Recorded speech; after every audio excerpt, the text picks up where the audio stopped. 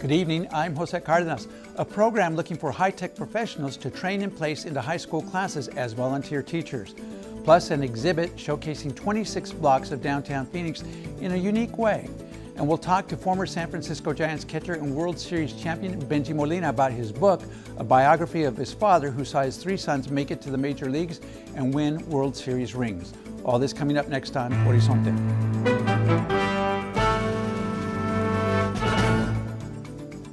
Funding for Horizonte is made possible by contributions by the Friends of 8, members of your Arizona PBS station. Thank you for joining us. Technology, Education, and Literacy in Schools, known as TEALS, trains, mentors, and recruits professionals in the high-tech industry into high school classrooms as volunteer teachers.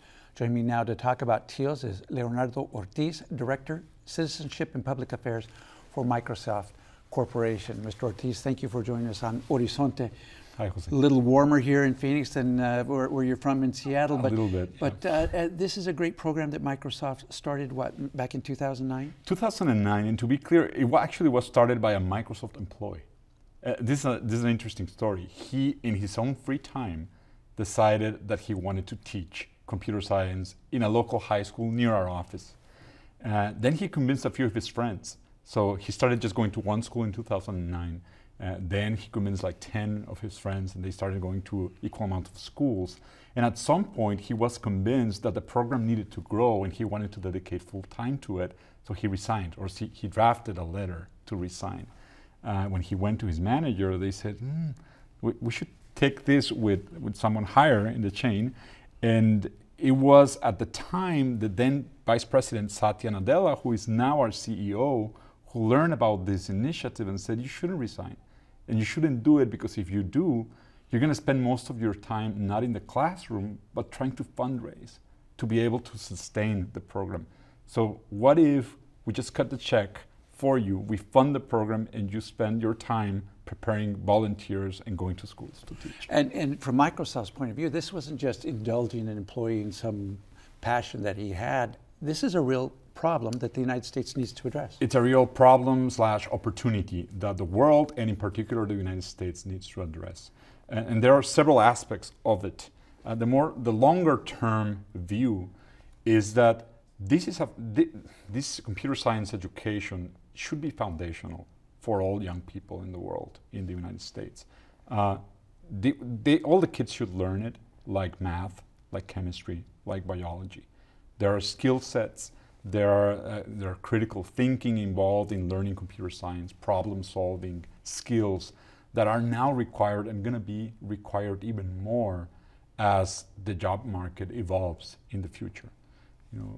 20, 30 years ago, only a few professionals had to be in touch with technology. Nowadays, everyone needs to know technology, know how to manage it, know how to use it. But more and more people are going to need to know how to create it as well, even if they're not software engineers. Yeah, and there are thousands and thousands of jobs that are going unfilled because we don't have the people who can And that's do it. a shorter term need.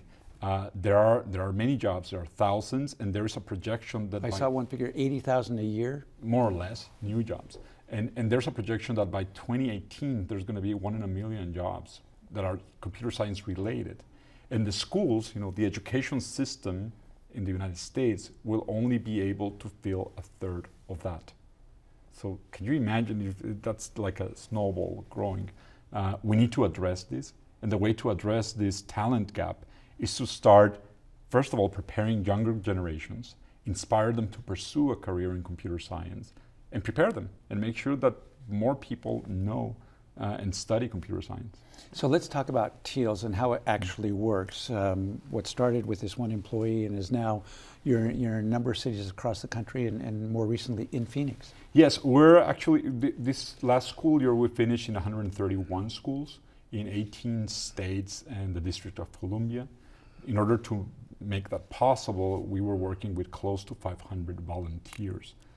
Very important stat, only a fourth of them are Microsoft employees, actually. This is more of a movement. It's a cross-industry effort. The other 75% of the volunteers come from more than 120 companies that are not only technology companies, but from across the industry as well, and other industries. And some of them are what? In the IT departments of various companies? Yeah, so some of them are software engineers in IT companies, but others are CS majors that are working. For example, we have an employee from the New York Times teaching in a school in New York. So that gives you a range. It's not only Amazon and Microsoft and Facebook and other companies, employees coming to support, but we're even seeing people with technology background from other companies coming and supporting the program.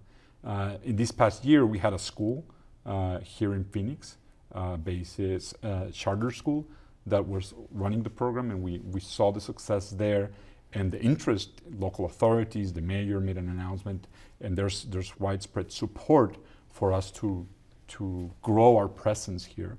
So now we're going to be in this next school year, we're going to be in seven schools. And the mayor you're referring to, Mayor Stanton, has gotten involved in this. Exactly. He recently made an announcement about it. Tell us how the program works. It's very simple. We first need to, there needs to be the interest of schools. Local schools in the different cities in which we are present, we're the ones saying, we want this here. We want the program in our school. So that's element number one. After that, the program is about capacity building the capacity of a teacher that is currently not qualified to teach computer science, to get trained and to be able to learn how to actually teach computer science. In order for us to do that, we have to go out and recruit volunteers from the industry. These are computer science majors, software engineers, coders, developers from different companies, as I said. So we recruit them to join the effort, and they have a commitment of coming for the full school year. That means they commit to teach one class in the morning, which is 2 days per week, the 36 weeks of the school year. They also commit to doing a 40-hour training in the summer. So you don't just send them in unprepared. They get training, I assume, on how to teach. On how to teach. Actually, you raise your hand, you say, you apply, I want to be a volunteer. Just because of that, you don't go to the school. You go through an interview process. We need to qualify the volunteers, and we identify which are the better candidates to go to the schools. So hopefully we get more people interested, and then there's a filtering process. After that, those volunteers get trained on how to teach. And they don't need to make up their curriculum. We actually work with curriculum that was made by the University of California at Berkeley and by the University of Washington. It's one of the top 10 CS programs in the country. So we're using those two sets of content to teach. And then you and I were talking a little bit off camera. This is a self-sustaining program because these people end up teaching the teachers who then continue this. That's the beauty of it. And otherwise, it wouldn't be as appealing. What do we mean by self-sustaining? We partner with the school. The volunteer comes and we pair that volunteer with a teacher that is interested in acquiring these skills to then continue teaching computer science. They work together for a year. The following year, the same volunteer may stay, or it may go, that person may go, and maybe another volunteer comes. And there's a second year of learning for the same teacher. So the teacher actually needs to go through a 2-year process. And after 2 years of teaching alongside a computer science professional, the teacher is ready. Sounds like a great program. In Phoenix, if somebody wants to get involved, how would they do that? Easy. They should go to our website, tealsk12.org, and there's a form there. They just apply, and we'll get in touch. And one last question. I understand you just added a school here in Phoenix, one that's actually quite well known for its robotics program, but now they're going to be doing something else with computers. Well, the fun thing about computer science is that you can actually even do it without a computer. So there's basic principles involved. There's robotics involved. There's application development. There's gaming. There's a lot of other things that you can do. You can apply your knowledge to address societal needs and invent something that will solve or track a problem. it's so fun. It's And in this case, we're talking about Carl Hayden. Carl They're going to Hayden. be able to We do just it. added that school, and we actually need volunteers for Carl Hayden. So Well, hopefully people will be watching and they're volunteer. Thank you so much for joining us Thanks, on Jose. Horizonte to talk about this fascinating program. thank you. Inside the Renaissance Hotel is an art exhibit that will help you discover Phoenix in a whole new light. Producer Shayna Fisher and photographer Kyle Mounts take you on a tour of 26 blocks. On the lower level of the Renaissance Hotel is an exhibit that's a roadmap of Phoenix's history and its future. 26 blocks is a collaborative art project. It's 26 writers, 26 photographers, all teamed up into 26 teams and put on 26 city blocks. The end result is an unflinching look at the city that has grown, for good or bad, into what it is today. The photographs and accompanying essays focus on 26 random blocks in downtown Phoenix. The photographers and writers collaborated on what to shoot and what to write to best represent their block. You're loving this, aren't you? That's the way. Face up there. Good. Wayne Rainey, who owns a downtown art gallery, and Megan Finnerty, an Arizona Republic reporter, were assigned the block that's occupied by the Renaissance Hotel. Rainey knew he wanted to photograph Rhonda Benston, the bartender. I don't think it took us any time at all to come to the decision that it would be Rhonda. I mean, she not only is symbolic of the history here, but she participated in it as well, and she really created a lot of it. And Rhonda does have a long history with the hotel. Her first day on the job was July 3rd, 1975. Back then, the Renaissance was known as the Adams. Oh, downtown has changed. When I first started working here in 1975, there were still the stores, Newberry's and Woolworths, and then through the years, it started kind of going down, and businesses were moving out of the city. And now in the last 10 years, with ASU and with the light rail, downtown Phoenix is becoming a big city now. You're proud to be down here because there's things, the theater, restaurants, bars to go to. So it has changed. Unbelievable. For Rainey, the challenge proved to be where to photograph Rhonda. We thought about shooting her in the environment where she's most comfortable, which is behind the bar. But that just seemed too, I don't know, it seemed a little bit too plain. It seemed not to pack any of the metaphorical punch that we were looking for. And so we just, we looked around the block a bit, and eventually we ended up on the roof. It was incredible. I mean, you could see for miles and miles. And I was like, oh my God, here I am, 40 years, I'm on top of the hotel. Doesn't get any better than that. For Finnerty, writing about Rhonda was like writing a master's thesis. She used to be on the nightlife and events beat at the newspaper. One of my big curiosities is, how do we combat loneliness in our culture? And that's like Rhonda's full-time job. She's not really a person that just makes drinks. I mean, she's really a person whose full-time job is to make people feel welcome and ergo less lonely, even when they're really far from home or they don't know anyone in town. And I was like, God, I can't think of a more important job. Okay, baby brain surgeon, but other than that. 26 Blocks is the brainchild of ghostwriter Joey Robert Parks. He wanted to find a way to draw people to the burgeoning metropolis, but in a way that also made people think. And so the whole idea of the project was to show different perspectives. And so they had to think of a way to celebrate the city, right? Celebrate creatives, but celebrate the city as a whole. Parks also brought on sculptor Rafael Navarro. Navarro took small blocks of wood and created tableaus to go with the photos and essays. It was kind of difficult because some were empty lots. So from that, I had to look at the writing or the photography and come up with an idea. A lot of times there were details on the architecture. So I use those details on the sculptures. The details captured by all the creatives is the glue that holds the exhibit together.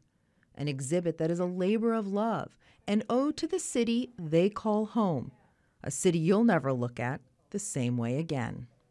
This is a window into a reality or a part of the city's reality that you don't have access to until this art project opens that door for you. 26 Blocks is on the lower level of the Renaissance Hotel. Joey Robert Parks is looking to bring 26 Blocks to other cities. The exhibition is free. Here at Horizonte, we want to hear from you. If you have comments, story ideas, or questions, email us at horizonte@asu.edu. He's a former Major League Baseball catcher and World Series champion. Benjamin Molina, known as Benji, has played for the Anaheim Angels, the Toronto Blue Jays, and the San Francisco Giants. He's here now to talk about his book, Molina, the story of the father who raised an unlikely baseball dynasty. It's a biography of his father, Benjamin Molina Santana, who saw all three of his sons become Major League catchers and collectively win 6 World Series rings. Joining me now is Benji Molina. Mr. Molina, welcome to Horizonte. You know, you and your brothers have been compared to the DiMaggio brothers, Vince, Joe, and Dom, many years earlier. Obviously, at this date and time, you guys are better known. I want to start, the book is dedicated to your father. It's really your story, I think, in many ways, and the influence your father had. But I want to start, we've got some pictures. I want to start with one that has a picture of him, because he is in many ways a central figure. Here, we've got a picture of him when he was a young man. This is when he was playing. How old was he in this picture? I couldn't tell you. I think he was around in the early 20s in this picture. And he was famous in Puerto Rico. That's where he was, and you were born there. Everybody thought he was one of the best baseball players to ever come out of Puerto Rico. Well, what people don't know is well, they know the three Molinas in the major leagues because we are always in the spotlight and all that, but he was inducted in the Hall of Fame of amateur baseball same night that we won the Game 7 World Series game in 2002. So that same night he was inducted to the Hall of Fame. That means he was a great, awesome player. But not only that, he got inducted years later into the Amateur Little League Hall of Fame too, for what he did to the community and also to the kids, you know, teaching them how to play ball and all that. So he built a baseball field by your house. Yes. And that's where you and your brothers played and many other kids in the community. Yes, when we started, nobody wanted us. We were so bad that all the teams wanted all stars, you know, and players that could play. Well, my dad saw me very sad. He saw a lot of his workers, you know, his co-workers' son that never made the teams. So he wanted to make a team, and he found a grass area, and he started making a field out of it so we could play. And today, man, it's a great field. We've got another picture of your, much later, your dad and your mom, and I want to put it up because in reading the book, your mom's a central character, and in fact, almost as tough, maybe even tougher than your dad in terms of if you made a mistake playing baseball, she got on you. Oh, my mom, I always said if I ever managed in the major leagues, she would be my bench coach. And the picture we have here is when you guys were in the major leagues, you and your next eldest brother. This is the first time ever for all three of them, my brother Yadi and my dad and my mom, to see us in a major league uniform in the United States. I mean, obviously they've seen us on TV, but in person, this is the first time ever. And Yadi, the guy we're talking about here, he was a young boy in this picture, but he is now the catcher for the Cardinals. Yes. And has won, what, 2 World Series rings? 2 World Series, 3 Platinum Glove, which says a lot. It's the best defender of both leagues. They just pick one for every position, and he's been that for 3 years, you know. Now, your own journey in baseball was a little bit different than your brothers. They were natural catchers, and from the start, that's the position they played. You were a terrific player, but you couldn't get anybody to draft you. Oh, man, I don't know. My journey was kind of tough. I always call myself the almost because I almost threw 90 miles an hour. I almost run fast enough. I didn't have enough power. So nobody drafted me for 3 years. But you know, my mom and my dad never let me give up or never let my guard down. You know, they never let me do that. So they're very passionate, you know, parents in baseball too, and they wanted me to keep going. You know, keep practicing. You never know what's going to happen. And they wouldn't let you come home when you first your first experience in the United States.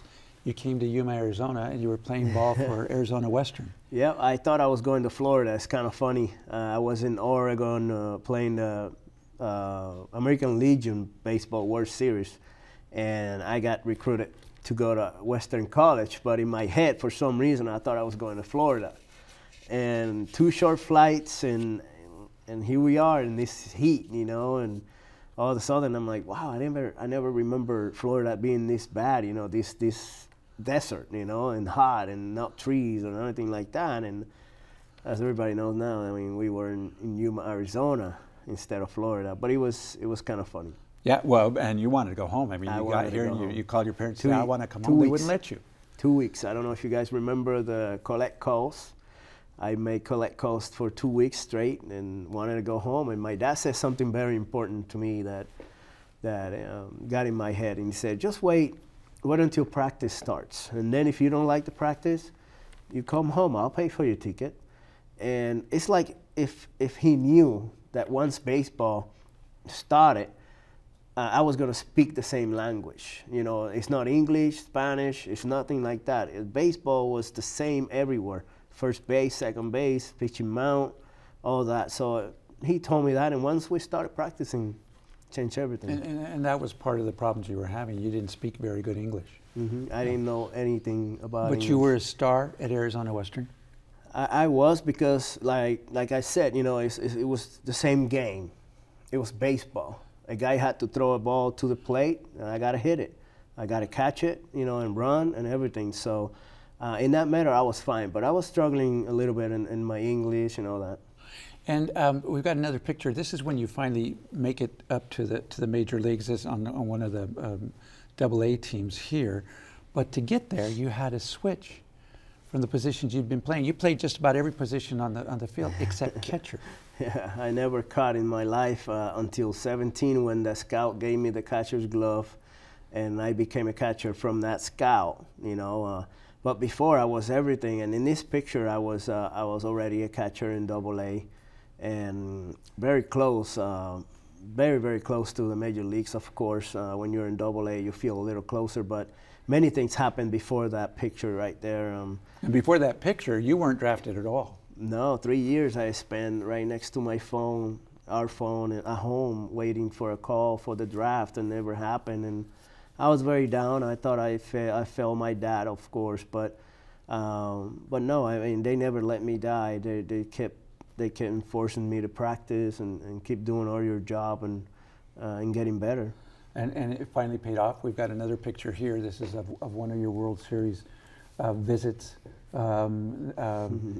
Well, this one is you on the mound when you were an Angel, and I want to talk about what it means to be a catcher, because it's a pretty complicated position. Being a catcher, you have to be not only the toughest one on the field body-wise, but also you have to be the toughest one mentally. You have to be I always call the smartest guy out there, because you have to know every single pitcher, what their tendencies are, how they behave. You have to become a psychologist sometimes. You have to be a friend. You have to be a brother. You have to be somebody that they might not like out there, but it'll make them perform better and things like that. Catcher is that's why you see a lot of managers these days being catchers, is because we actually see the game different than everybody else, and it's because we do all those little things that we do on the mound, or we talk, and we become friends and family out there. And as I mentioned, it finally did pay off. I think we've got a picture, a last one, of you on one of those trips to the World Series. I think this is when you guys beat I forget what team you beat to get to the Yankees. Yeah, so you beat the Yankees here, and then you end up in the World Series for the Rangers, playing your former team, the Giants. Yeah. Very weird. Everybody thought it was going to be easy for me to pitch against them, for example, or hit against them.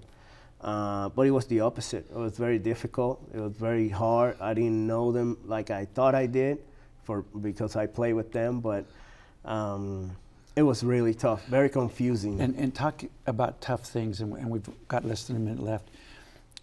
One of the things that motivated you over all this time that made you stick to it was you thought you were fulfilling your father's dream, something he was never able to accomplish, play in the majors. He passed away in 2008, and then you found out That was not his ambition. That was not his ambition. That he didn't want to be a major league player. He wanted to be a great human being. He wanted to be a family man. He wanted to take care of his sisters, his brothers. He wanted to become a respected man. And he passed up a tryout because your mother was pregnant with you? Yep. Yes. So a great lesson. It's a great book. A lot of things to be learned from a great role model, and your own career has been fascinating. Thank you so much for joining us on Horizonte to talk about it. Best of luck. And I understand you're signing books at Changing Hands in Phoenix Thursday at 7. Yes. Good luck. Thank you so much. And that's our show for tonight. From all of us here at Horizonte and 8, thank you for watching. I'm Jose Cardenas. Have a good evening.